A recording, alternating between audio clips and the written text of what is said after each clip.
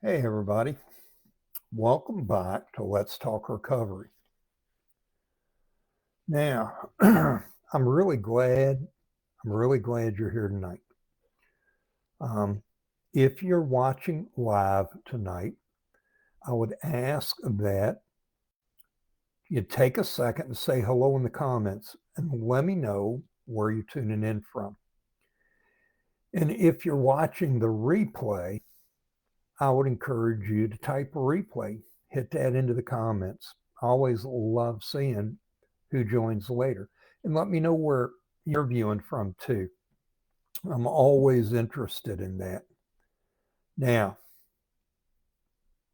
tonight, we're going to be talking about something that almost everybody in recovery struggles with, whether they admit it or not.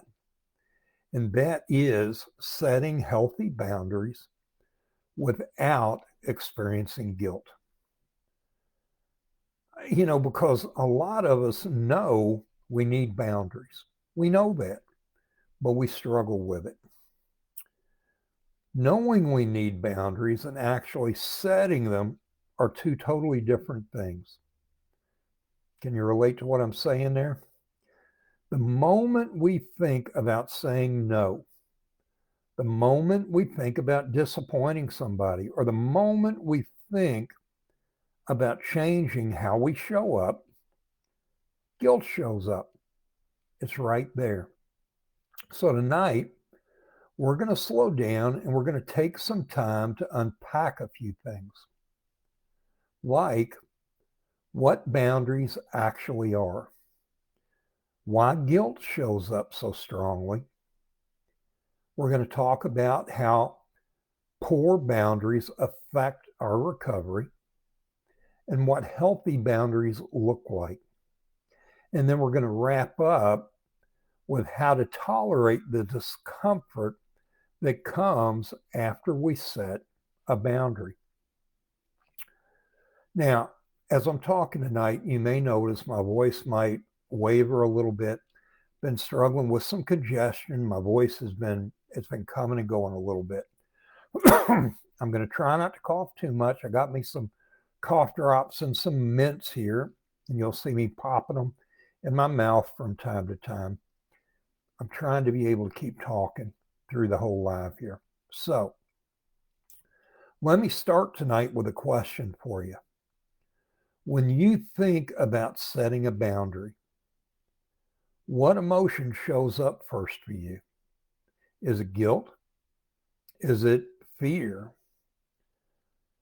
Is it anxiety? Or maybe, for the rare few of us, when we think about setting a boundary, what we experience is relief. Drop your answer in the comments here. And again, doesn't matter whether you're watching live or you're watching on the replay. I want to hear what you think, what you've got to say. So, what we're going to do is we're going to begin tonight by taking a look at what boundaries really are and at what they're not. So, let's clear up some confusion right here up front and let's talk about what boundaries are not, what they should not be, what they're not meant to be. Boundaries are not punishment. And if you're thinking about setting a boundary in order to punish somebody, you're not setting a boundary.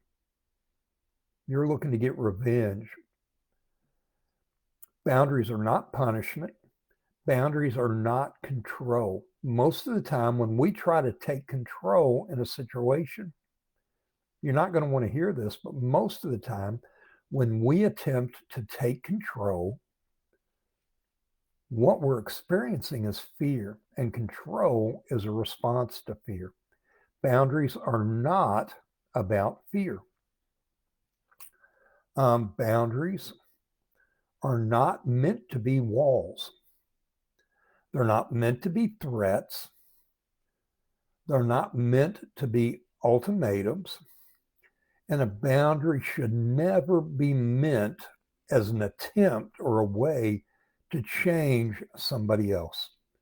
That is absolutely not what boundaries are about and what boundaries are for. So, what are boundaries about? Boundaries are about you. And here's a simple, recovery friendly definition of boundaries. A boundary is what I need to stay emotionally honest, spiritually grounded, and relationally safe. That's what boundaries are for.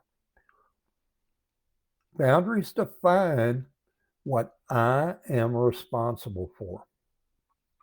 They also define what I'm not responsible for. And they define how I will respond, not how others have to behave. A boundary should never be an attempt on my part to get other people to do what I want. For example,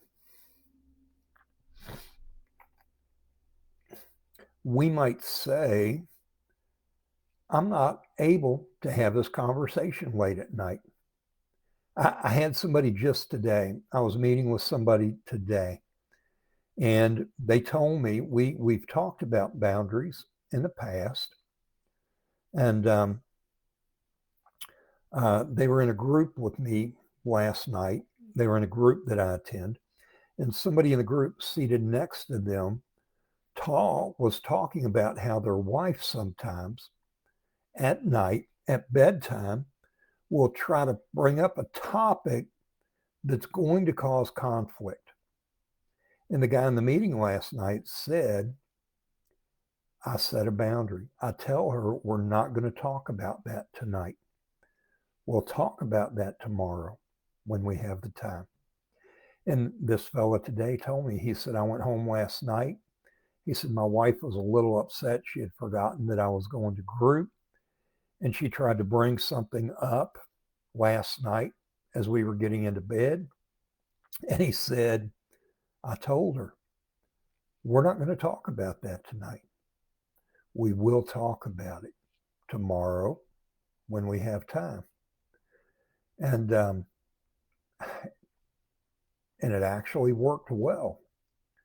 A boundary might look like or might sound like, if voices get raised, I'm going to need to take a break.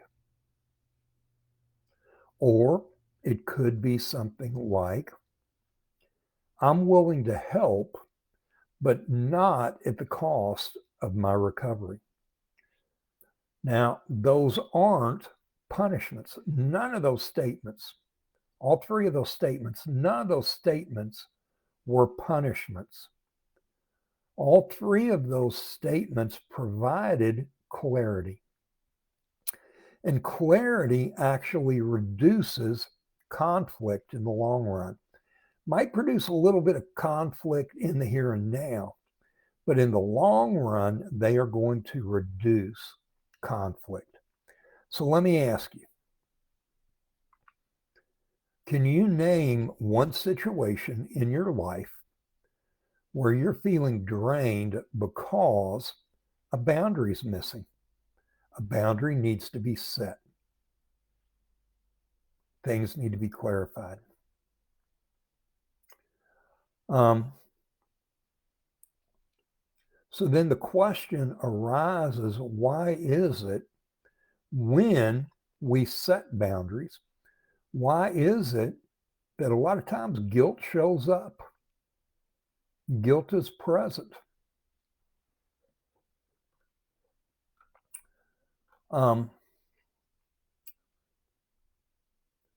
Because guilt is where most people get stuck when it comes to setting boundaries. Guilt around boundaries usually doesn't come from doing something wrong.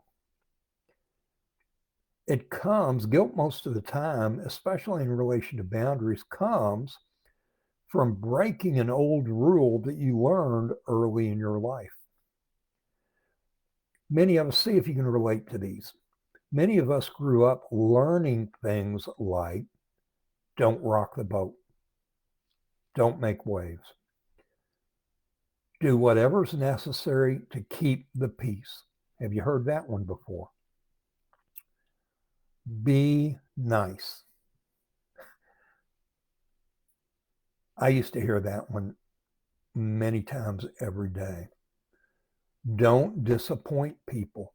Have you ever heard that? Man, that produces guilt in a heartbeat. Not just when people say it to you, but whenever you attempt to set a boundary and you remember that that's what you grew up hearing.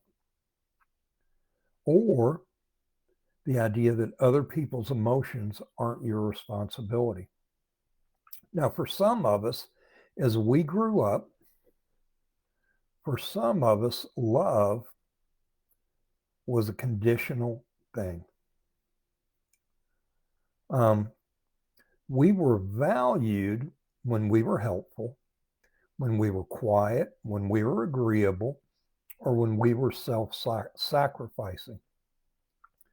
And love was conditional based on our behavior, our compliance to rules that were set for us.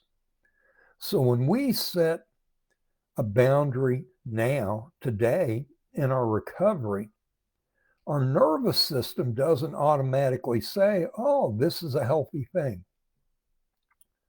Our nervous system, when we attempt to set a boundary today, screams, this is dangerous. And it's important for us to understand that response with guilt is not a response to what we're actually doing, what's healthy for us in the present. That guilt is a response to things we've learned in the past that are not accurate and that are not true. So what is the truth? The truth is guilt doesn't always mean that we're doing something wrong. Just because we experience guilt, that doesn't mean we're doing something wrong. Sometimes guilt means you're just doing something new. You're doing something you're not used to. You're doing something that's a little bit uncomfortable.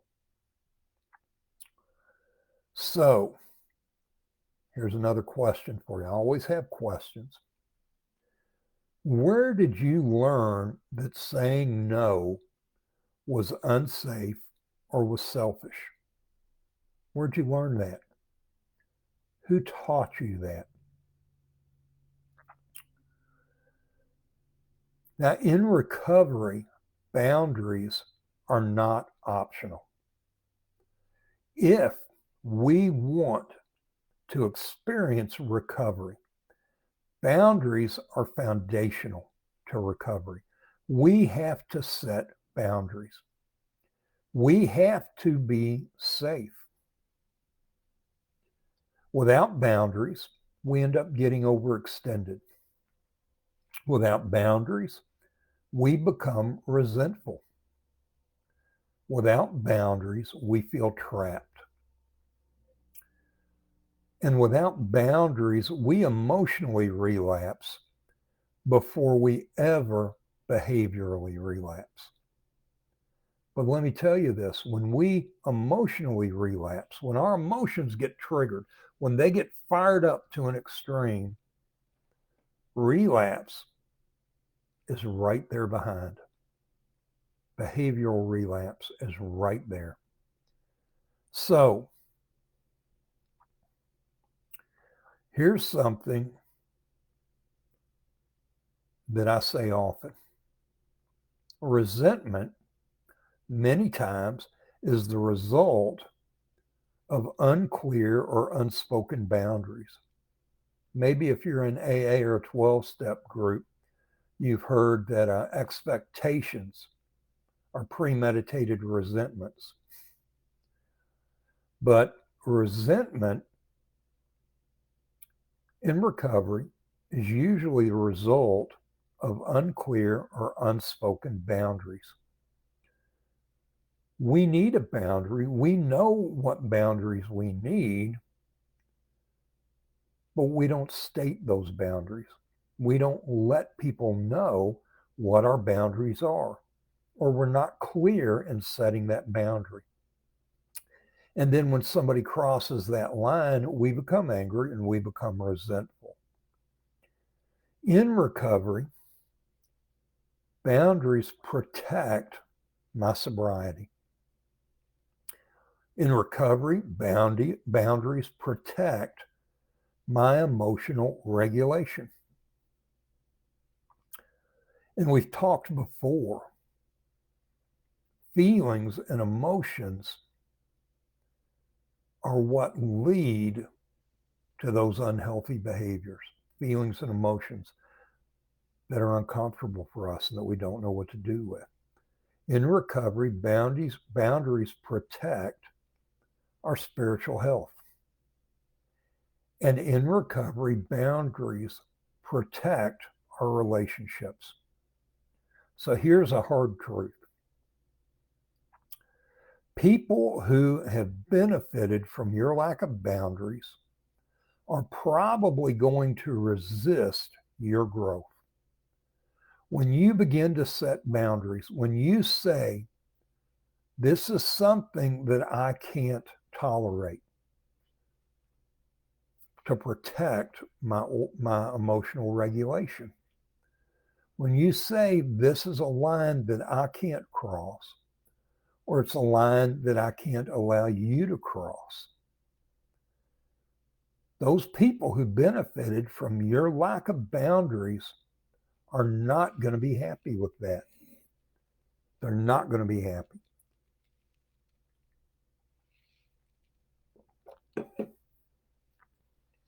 Now, the fact that they're not happy, the fact that they tell you they're hurt, or that they push back on your boundaries, that doesn't make your boundary wrong. What it does is it makes the system uncomfortable. If somebody is used to unlimited access to you, your boundary is going to feel to them like rejection, even when it's not rejection. You may set a boundary in order to protect yourself. If somebody has been used to unlimited access, they are going to accuse you of rejecting them. And I'm going to be honest with you. That's not really something that you necessarily need to try to fix. Now, let me ask you, have you ever noticed resentment building because you didn't speak up early enough? You knew a boundary was needed. Maybe you assumed that those people around you would recognize that boundary was needed. People don't recognize things. We have to communicate. We have to establish those boundaries. So let's get practical here while we talk about this. Here are a few things that healthy boundaries are. Healthy boundaries are clear. We are very clear about where that line is, what we expect, what we will tolerate, and what we will not tolerate. They're clear. Healthy boundaries are calm. If we're yelling, we're not setting healthy boundaries. Healthy boundaries are calm. Healthy boundaries are consistent.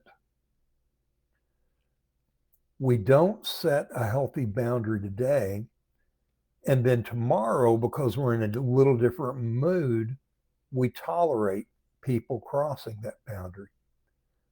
Because the next day, they're going to assume they can continue to cross that line. Healthy boundaries have to be consistent. Healthy boundaries need to be respectful. And healthy boundaries need to not be over-explained. State the boundary and let it set. So here are some examples of healthy boundaries that you might set in your recovery. You might make a clear, simple statement when somebody requests something of you. You might say, I'm not able to do that. And then we let it go. We don't need to elaborate. We don't need to explain away. We simply say, I'm not able to do that. And we let it set.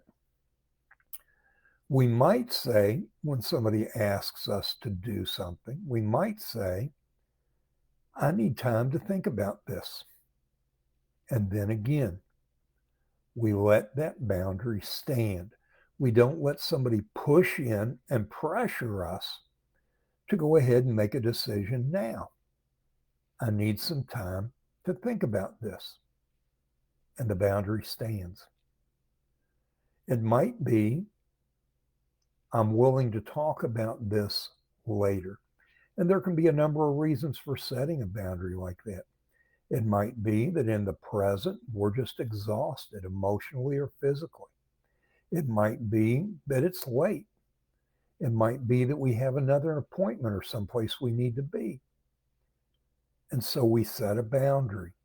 I'm willing to talk about this later. And then we don't allow ourselves to be pressed in to a conversation now. A simple statement, a simple boundary, a simple statement might be something like, that doesn't work for me. Or it might be something along the lines of, I care about you, I'm interested in you, but I need to take care of myself too. We establish a boundary, a healthy boundary. Now, I want you to notice some things that are missing in those statements that I just made. Those statements that are standalone, simple, healthy boundaries. Here's what's missing in those statements. There's no long explanations. And we don't need to give long explanations for boundaries that we set. We set a boundary and we let it stand. There's no justifying. I don't have to stop and explain why I'm setting that boundary. I state the boundary and I let the boundary stand. There's no defending. There's no apologizing for having a need. If you have a need, you don't need to apologize for that need. Here's a helpful framework, 3 words. Be kind, be clear, and be firm. You're not being mean, you're not being cruel when you're firm and when you stand your ground. And again, what I said a minute ago, in recovery, healthy boundaries are a must if recovery is to exist and to continue. We have to be able and we have to be ready to set healthy boundaries to protect ourselves. If you find yourself over-explaining, and I'll be honest, I can be tempted to do that. This is something that I struggle with. I set a boundary and then I feel a need to explain or to justify. But if I find myself over-explaining, I need to stop and ask myself, am I communicating a boundary or am I asking someone if it's okay for me to set that boundary? No other person has control over the boundaries you set and over the boundaries that you need. You set your boundaries based on what you need to regulate yourself. So which is the hardest for you? Is it hardest being clear? Is it hardest being firm? Or is the hardest thing for you tolerating any discomfort that comes after you set the boundary? What are your thoughts there? So let's be honest about boundaries. Some people aren't going to like the boundaries that you set. Again, they may be used to unlimited access to you. They may be used to pushing you into things. They may be used to coercing you into doing what they want or doing something that's just not healthy for you. People are not going to like your boundaries sometimes. It's just a fact of life. They might push back on your boundary. They might try to hit you with a guilt trip. Have you ever had that? You set a boundary in an attempt to care for yourself, and somebody hits you with a guilt trip, or somebody gets angry because of the boundary. Maybe somebody withdraws. Well, if you're going to set a boundary, then I'm gone. I'm out of here. They may choose to test your consistency. You set a boundary right now, and in the moment they honor that boundary. But in 15 minutes or an hour or tomorrow, they come back and they push that boundary again. They push your consistency, they test it. Now, again, that doesn't mean that your boundary is wrong. Your boundary isn't based on their needs, on their desires, on their wants. Your boundary is based on your need for safety, your need for self-regulation. And a boundary is successful when you honor it, not when other people approve it. When you set your boundary, when you care for yourself, when you protect yourself, when you honor yourself with a boundary, then that boundary is a success. It doesn't require anybody else's approval. So here's something important again. You are not responsible for regulating someone else's emotions. If your boundary makes somebody angry, that's not your fault. If your boundary makes somebody sad, that's not your problem. If your boundary makes somebody pull away, that's an issue they need to deal with. You are protecting yourself. Now, that doesn't mean that we're unkind. That doesn't mean that we're disrespectful or that we have to be disrespectful. We can be kind, we can be respectful, we can be loving, and we can still set a firm boundary and stick to it. But we cannot abandon ourselves in order to keep somebody else comfortable. When we begin to do that, we risk sacrificing our recovery, sacrificing our sobriety for somebody else.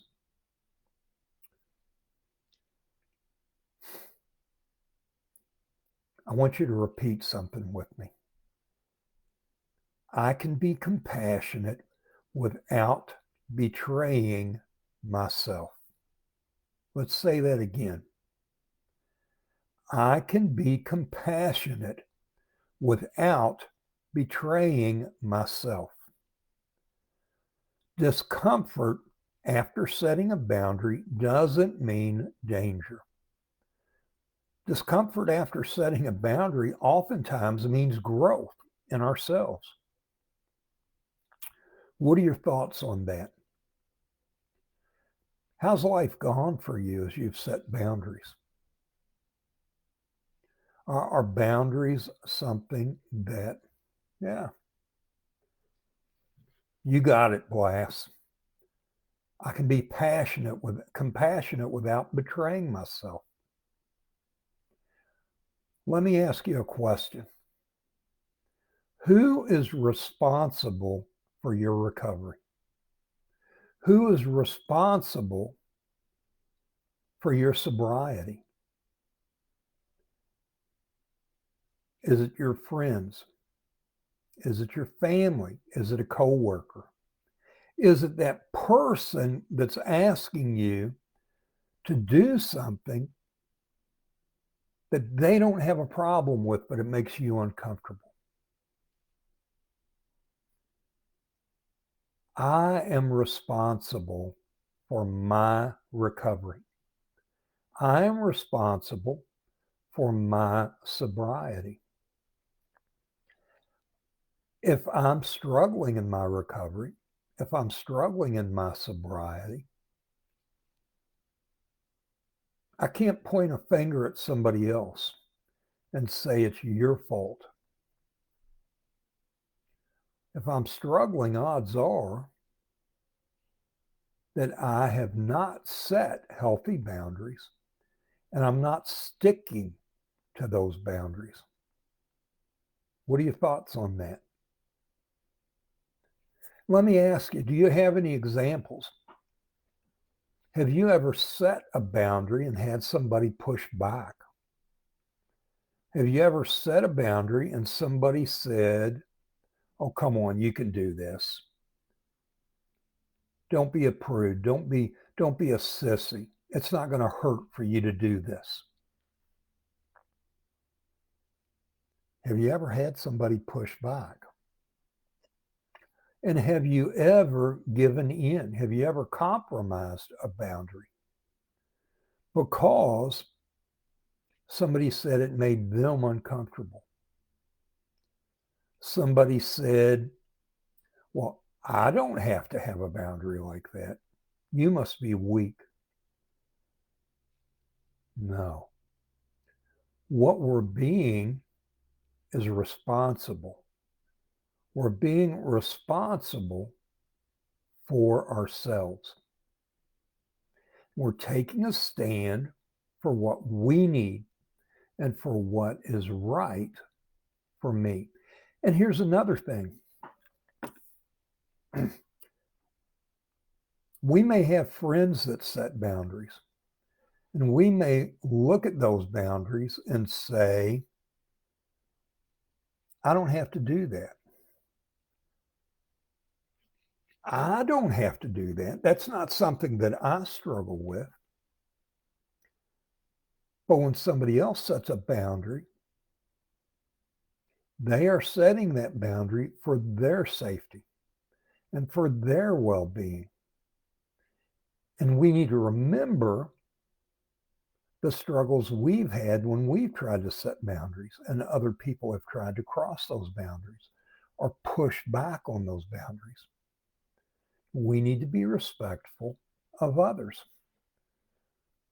For instance, I have friends that are alcoholics that are bartenders.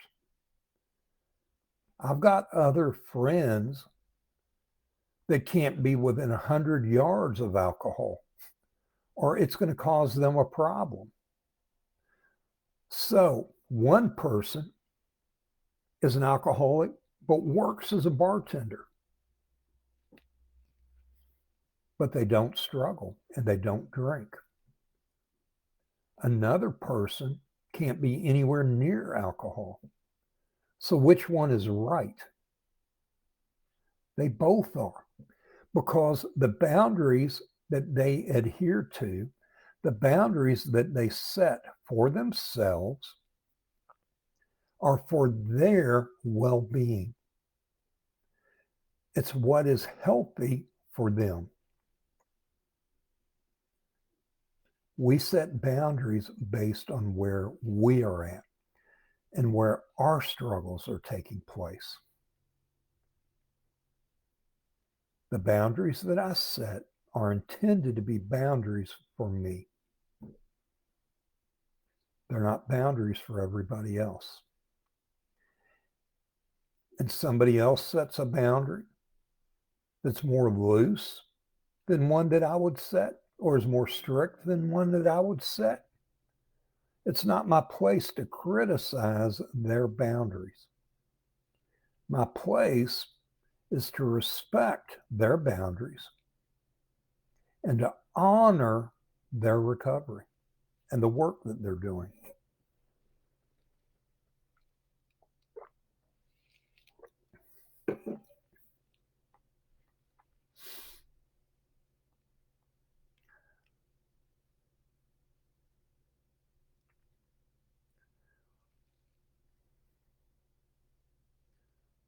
Boundaries can be a difficult thing for us.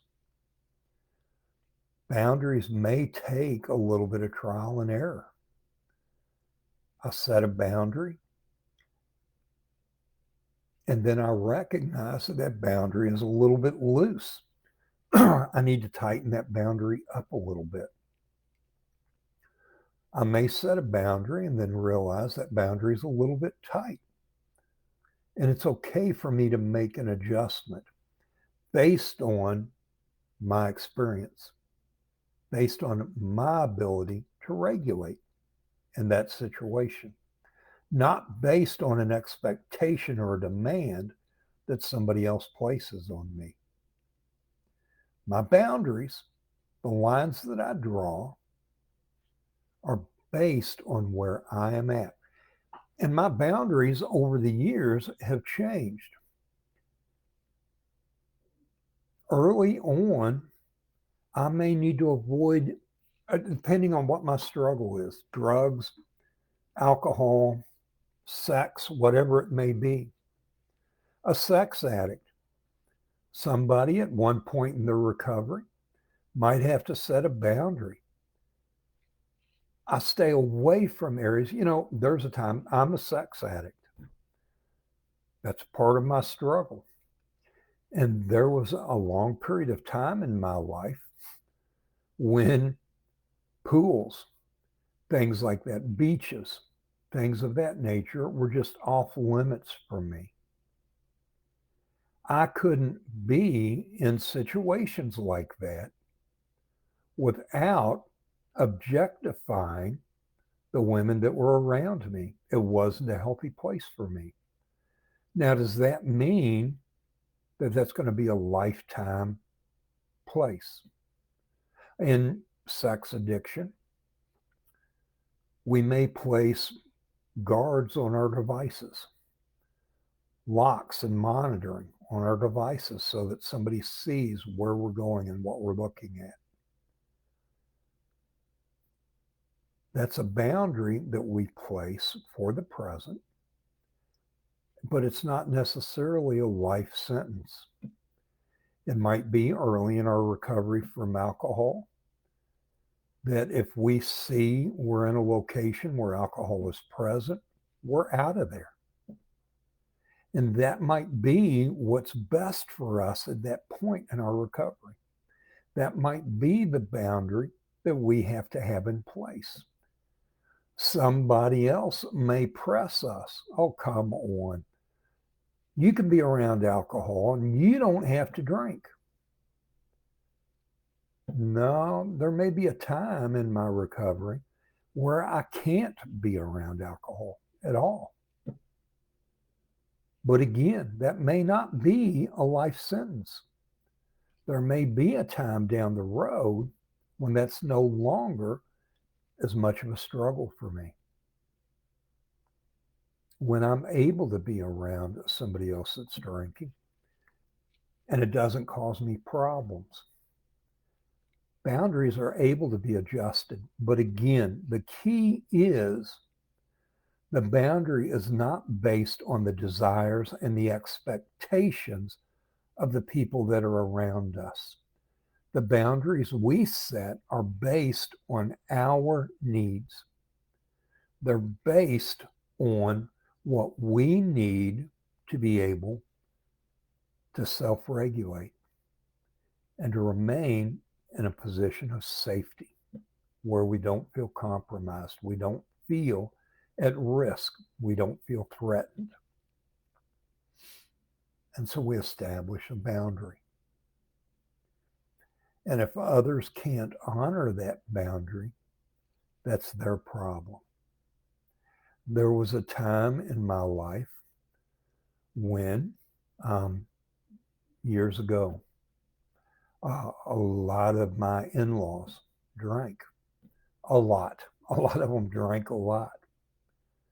But there was a boundary that I had in place in my home for me, and I had young children at the time. And a boundary that I set was there will be no alcohol on my property.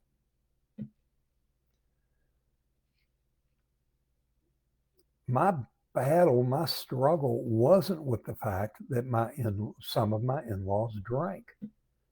If they wanted to drink, that's fine. I didn't criticize them. I didn't condemn them for their actions. But for the safety of myself and my children, I said the boundary is that won't be present here. And a couple of my in-laws pushed that boundary. And I had to ask them to leave my property. Now, I'll tell you this, the first time I had to do that, there was some anger and there was some discomfort. But those same in-laws later at other events were at my home. But they knew what that boundary was, and they made a decision that they were ready to honor my boundary. If they hadn't been ready to do that, then they wouldn't have come back. And so the boundaries that we set are for our safety and our good. What are your thoughts on that?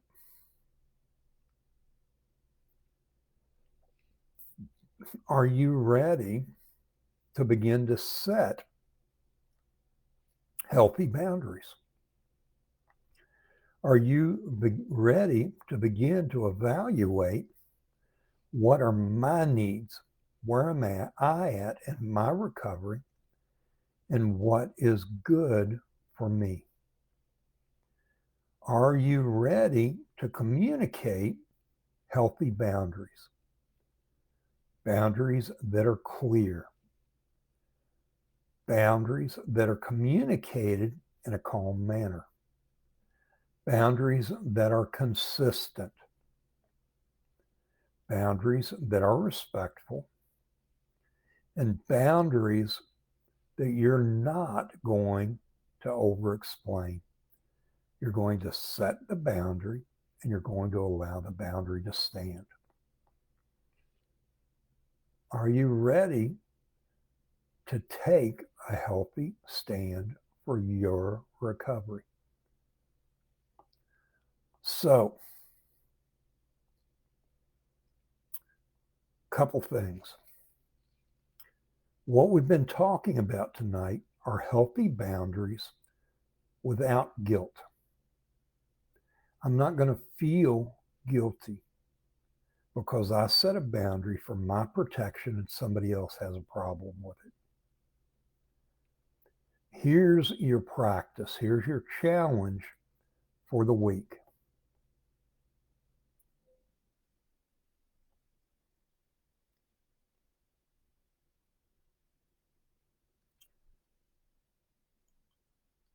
Begin by determining what do you need for healthy regulation in your life.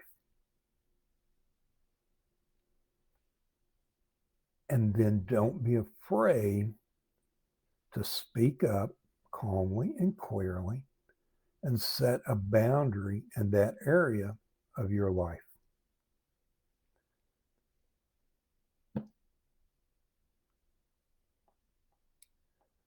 And before I wrap up tonight, if you're still here with me, or if you're listening in the replay, I'd like you to put this in the comments if you've made it this far.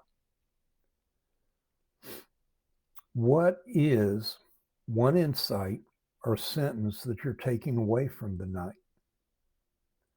What's your thought on healthy boundaries?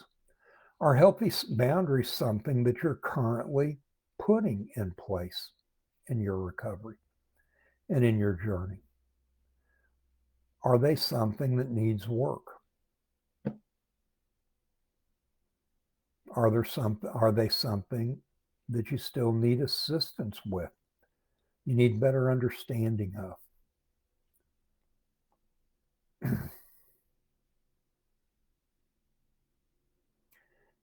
Drop your thoughts on that in the comments. The next week, when we come back, we're going to be talking about the topic of honesty versus vulnerability. And I'm going to challenge you. There is a difference. Honesty is not always vulnerability. And there are times I will even press further and just give you a hint at where we're going next week. We can be honest. We can be honest and still not tell the whole truth. Still not exhibit vulnerability. What does this look like? So tonight, as I close, if you'd like some help in setting boundaries in your marriage, in your family, at work, or setting boundaries in your recovery community, feel free to reach out. I'd be happy to talk with you about that. You can email me at rwcoaching2@gmail.com. I want to thank everybody for being here tonight. Again, if you're listening to this in the replay, go ahead and put your comments in there. Respond to the questions I ask. I'm interested in knowing what you think. I'm interested in hearing your thoughts on healthy boundaries. Thank you for being here, and thank you for choosing growth. And I guess my final thought, boundaries in and of themselves do not push people away. Boundaries make healthy connection possible. Boundaries establish a place of safety for me. When you set boundaries, they establish a place of safety for you. Boundaries don't push people away. Boundaries make healthy connection possible. I'll see you next week when we talk about honesty versus vulnerability. Have a good night.